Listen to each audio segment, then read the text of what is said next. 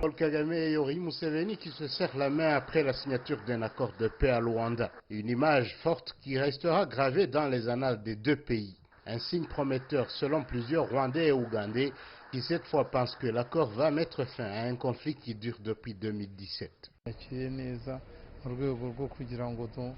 C'est un bon signe qui va faire que les frontières se rouvrent pour enfin reprendre nos activités commerciales. Le conflit avait causé une sérieuse inflation ici. On attendait impatiemment cet accord pour que les prix puissent rechuter. Les deux chefs d'État ont pris le temps de revenir sur l'importance de l'accord, mais aussi de parler des engagements pris pour la mise en application des textes, malgré des propos accusateurs qui s'entendaient encore durant la conférence de presse qui a suivi la signature de l'accord. Avec ce problème, il y a un moyen que chacun ait sa propre interprétation, mais ce qui compte, c'est de se réunir pour partager nos positions. Nous sommes reconnaissants que les présidents Tshisekedi et Lorenzo soient intervenus. Lorsque vous créez un problème aux personnes qui traversent la frontière, ceci affecte même les marchandises à vendre. C'est le problème que nous avons. Heureusement, on l'a spécifié dans le mémorandum.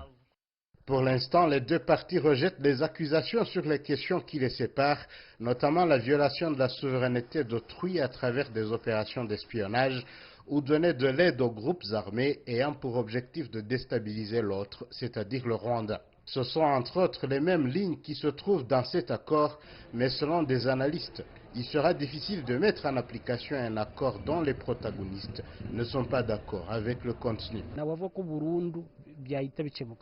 C'est une guerre pour la suprématie dans la région. Tant que les deux seront au pouvoir, ce différend de grandeur restera. On ne peut pas fermer les frontières, mais le conflit de supériorité ne s'estompera point.